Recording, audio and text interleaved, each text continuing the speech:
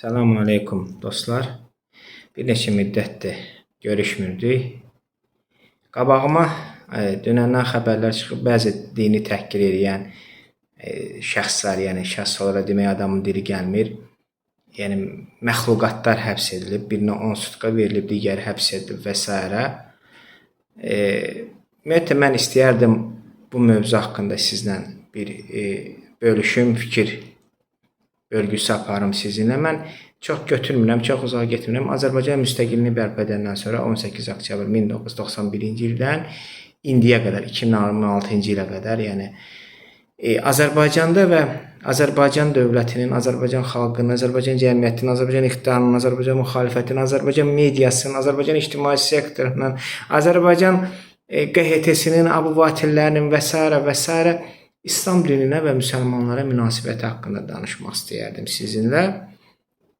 Artıq baxın, neçə il keçib, az bir müddət keçməyib, hardasa biz saysa 35 il müddət keçib və bu, belə deyək, 35 il müddətdə çox şeylər dəyişdi ölkədə və əsas dəyişən şey biz ərazi bütövlüyümüzü, əlhəmdülillah, ərazi bütövlüyümüzü təmin etdik. Amma elə fikirləşirdik ki, SSR dağılanda ateizm dövrü gedəcək və Azərbaycanın bir İslamı bir açıq, müsəlmanlar üçün bir yaxşı bir yer olacaq yaşamaq üçün. Amma belə ümumi baxanda biz bunu görmədik və çünki bu 36 ildə yavaş-yavaş Azərbaycanda İslam dininə və müsəlmanlara başladı hücumlar. Bu bəzən bəzi pərdələr altında gizləndi, amma sonra açıq müstəviyə çıxdı. Əsasən bu birinci başladı qəzetlərlə, vaxt Azərbaycan dəbdə qəzetləri idi. Televiziyada sonra başlandı bu haqda verilişlər verilməyə və bu həm də hiyləgərcəsinə gedir. Bir məzhəbə, o biri məzhəbə vurdururlar və s. və təəssüf olsun ki, məzhəb təəssübkeşlərdə bu ona gedirdi. Amma anlamırdılar ki, hədəf İslamdır, müsəlmandır. Bugün sənin xoşlamadığın məzhəb nümayəndəsini vururlar, sabah sənin özü vuracaqlar. Sonra açıq müstəvidə də keçdilər və bu sosial medialar və s. olandan sonra biz bunu artıq daha geniş bir miqyaslı bir səviyyədə gördük. Qəzetdən də, televiziyadan da daha geniş səviyyədə gördük və bunu da tanıyan, istə tanınmayan adamlar bunu başladı eləməyə və dövlətin də, Azərbaycan dövlətinin də münasibəti sakit idi. Ümumiyyətlə tənqidə dözümsüz olan, özünə qarşı tənqidə dözümsüz olan Azərbaycan dövləti, Azərbaycan hakimiyyətinin bu məsələ çox dözümlü yanaşdı. Yəni müsəlmanları, İslamı təhqir eləmək olar. Və bunu da birinci bunu nəyə görə edirdilər? Bu məşhurlaşmaq üçün bir pleyada var idi. Bu birinci mentalitete hücum, sonra dinə hücum, bu gənc yazarlar deyilən və s. və sonra digər blogerlər, nə bilim tiktokerlər, nə bilim nələr, kimlər və s. Bu geniş miqyas çoxaldı. Çünki gördük ki, burada cəzasızlıq bir prezumpsiyası var. Burada Azərbaycanda bir icra başçısına tənqid edib səni həbs edə bilərlər. Amma Azərbaycanda İslam dinini, yaradanı, Allahı, onun elçisi Məhəmmədi, onun davamçıları, müsəlmanları tənqid və təhqir etsən sənə heç nə eləməzlər. Və bu o qədər geniş müsat oldu ki, mən bu haqda da əvvəl də danışmışam, biraz müddət biri var idi, Quranı yandırdı. Sonra ona da bizim hökumət cavab gəldi ki, bu başqa ölkədə yaşayır. Yaxşı, ona dəstək verənlər başqa ölkədə yaşamırdılar. Onlara bir cəzaya bir verərdiniz onlara. Bu hamı qanuna uyğun cəza deyirəm. Deyirəm ki, öz fəaliyyətlə. Qanuna uyğun Azərbaycan rəsmi dini İslam deyil. Azərbaycan dövlətinin bayrağın atributlarına yaşlı rəng, hilal, bu İslam rəmzləri deyirlər. Qəlbimizdə belə Allah sözü yazılmayıb, yəni Allah göstərilmir. Bu hamısı İslam dininə aiddir və bütün bunlara uyğun olaraq da biz bunu etməliydik Azərbaycan dövləti hakimiyyəti. Siz təsəvvür edin, elə bir şey bir xristiana, bir yahudiya və bir krişnayətə Azərbaycanda olsaydı, ona görə münasibət necə olar? Cəmiyyətdən tutmuş, ateistindən, deistindən, iqtidarından, müxalifətindən tutmuş, hamı ona hücum eləyərdi. Amma müsəlman olanda hamı susur. Ateisti də susur, deisti də susur, müxalifət də, iqtidarı da, mediası da, ictimai sektoru da, QHT-si də hamısı deyir ki, bu belə lazımdır. Və burada da artıq sual çıxıyor ki, bu SSR-də deyim, ateist SSR-i dağıldı, canımız qutardı, müstəqil oldu. Daha yaxşı, həm də dinimiz olacaq. Bunun əksi oldu ki, sizi inandırım, SSR dövründə də müsəlmanlar bəlkə daha rahat fəaliyyət göstərdilər bu ölkədə, yaşayırlar. Nəinki müstəqillik dövründə, düzdür. Əsasən də SSR-nin son dönəminə bu aiddir, yenidən qurma və s. dövrünə. Amma indi nə oldu? İndi hicabdan tutmuş, saqqaldan tutmuş, müsəlman inancından tutmuş, o TikTok-kirlər, o nə bilim İslamı söyən o blogerlər və s. müsəlmanlara hücum edən, söhbət tanınmış adamlardan da gedir, televiziyadan düşmürlər və s. Bunlar niyə çoxaldılar? Bunlar niyə rahat hiss eləməyə başladı? Çünki gördü ki, İslam təhlükəsiz mövcud. Yəni bu ölkədə icra hakimiyyətini söymə, tutula biləsən. Amma Allah günahından keçsin, söy. Problem deyil.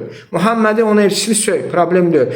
Kəbəni söy, problem deyil. Müsəlmanları söy, hər qurbanda lağa sal müsəlmanlar. Bunun elə heç bir problem yoxdur. Və bunlar o qədər çoxaldı, nəhayət ki, bir ikisini tutublar, birinə də 10 sutka verir. Ona 10 sutka yox, 10 il verilməlidir ən azından. Və mən burada bir müsəlman olaraq birinci tələb edirəm, sonra da təklif edirəm hökumətdən. Elə dövlətin rəmzlərinə uyğun olaraq, bayrağımızdakı hilala, rəngimizdə yaşıla, gerbimizdə Allah sözünə uyğun olaraq İslam'a dil uzadan fərqi yoxdur. Bu kimdir? Kimliklə nasıl onlar? İqtidarçıdır, müxalifətçidir, bitərəfdir, bişərəfdir, fərq etməz. Müqəddəs dinimizə dil uzadan hər kəs, kimliklə nasıl olmayaraq bişərəfdir o öz yerində. Və bunlar hamısı cəzalandırılmalıdır. Və uzun müddətli cəzalandırılmalıdır və şiddətli də cəzalandırılmalıdır. Yəni sutkalıqla, xəbərdarlıqla bir ikisini tutduq, bu məsələlər həll olunmamalıdır. Amma mən əminəm ki, bu olmayacaq. Niyə əminəm? Çünki Azərbaycan hökuməti özündə İslamı, onun atributları olan hicabı, saqqalı və s. təhlükə görür. Azərbaycan hökuməti istəmir bu xalq ideologiyalı olsun və əsasən də bu ideologiya İslam və türklük olsun. Bunu qətiyyən istəmir. Və görmürsünüz, Azərbaycanda ən əsas hədəfdə olan, yəni ki, İslam və türklüydür.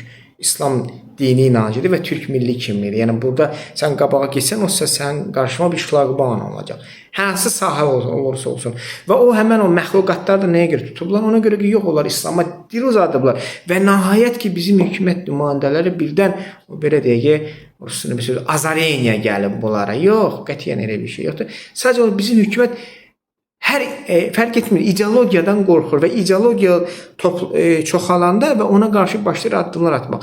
İndi də Azərbaycanda ateizm, deizm çoxalır və əsasən İslamofobiya çoxalır. Bu ateizm də, deizm də İslamofobiya üstündə durur. Məsələn, bir ateist deist getsin Gürcüstana kilsədən şəkil çəkdirsin, bunu bəhbəhlə paylaşsın, bunun problemi yoxdur. Amma meçidə gələndə, İslama gələndə bunlar bir nömrə düşman olur və son dövrlərdə bunlar çoxalıblar. Bu çoxalması həm də günahkar bizim müsəlmanlardadır. Biz bu 35 ildə biz təşkilatlanmağa bacarmadıq. Biz dinimizi müdafiə etməyə bacarmadıq və biz kənarda durduq. Dedik ki, orasından bizi maya xatasqrayo və bundan da əlavə bizim dini xadimlərimizdən də buna heç bir etiraz etmədilər. Mən başa düşürəm. İndi siz dövlət tərəfindən təyin edirsiniz, dövlətdən qorxursunuz və s. Heç bir problem yoxdur. Amma ən azı necə bu dövlətə, bu hakimiyyətə lazım olanda məthiyələr oxursunuz. Mən dini simaları nəzərdə tuturam. Lazım olanda da yəni sizə məsləhət verim də, demirəm tələb edin, etiraz edin, yox. Məthiyə edək də bir narazılığınızı bildirin. Deyin ki, ey zat-ı alələri, hakimiyyətimiz, ey bizim günəş saçan iqtidarımız, ey bizim nə bilim, güc, qüvvət sahibimiz, bizim dinimizə bu bir balaca bu hücumları xahiş edərik, bir baxın da. Çünki, bax, sonra çıxacaqlar, bəziləri başlayacaqlar bundan, indi onların təbirincə istifadə eləmək sizə qarşı. Məsəl üçün, mən kimləri nəzərdə tutaraq? Tutun. Heç də olmaz, hədəfə gətirin bizi. Tək ki, bu problemləri, müsəlmanların problemlərini həll edin. Hicab problemi həll olunsun. Bu müsəlmanların dini etiqadına hücumlar qarşısı alınsın. Heç olmasa bunu eləyin. Məthiyə edərək edin, yəni etiraz etmir. Məthiyə edərək edin, heç olmasa. Onu da etmirsiniz axı siz.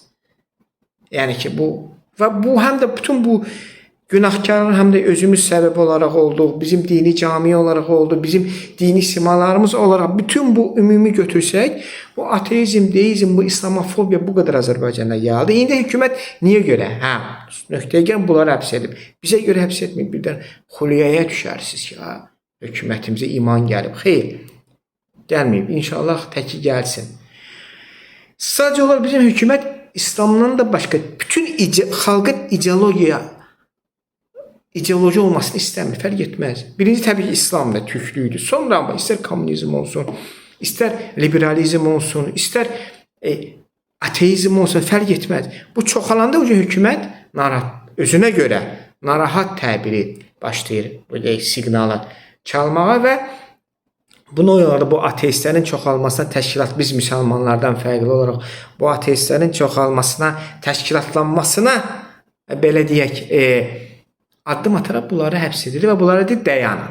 Dayanın, yoxsa müsəlmanlara görə yox, İslam'a görə yox, özümüzə görə sizi daha da cəzalandırarıq. Yəni, amma bu həm də müsəlmanlar üçün bir siqnal olmalıdır ki, birləşmək vaxtıdır, bir olmaq vaxtıdır. Hər kəsə qarşı yəni ki, istər olmaq, hardan hücum gəlir, istər bu hücum edənə güc sahibləridir, istər güc sahiblərinin əlaltılarıdır, istər nə bilim anarxist, belə deyək, tüfeyli bir kütlədir, fərq etməz. Ancaq bir olub, vahid olub, güc olub və tələbkarlıq, birinci özümüzə tələbkarlıq qoymalı. Sonra bizi dini, İslamda bu dini simalarımıza bunu tələb etməliyik. Meçid imamlarından tutmuş teologlarımıza qədər, hər kəsə qədər, kim özünə müsəlman deyirsə, kim Quran ayəsi ilə, Peyğəmbər hədisi ilə gəlib çıxırsa, çıxış edirsə, İslam tarixinə və s. ki, bir olub bu tələbləri lap qoy olsun nacizanə şəkildə, lap olsun məthiyə şəkildə, amma bu artıq narazılığı və bu xəbərdarlığı biz hökumətə, dövlətə verməliyik ki, bu bizim dövlətləri Fransada İslamofobiya, bu Fransadakı İslamofobiyanı qoysun bir tərəfə, Azərbaycanda olan bu İslamofobiya ilə real şəkildə mübarizə aparmağa başlasın.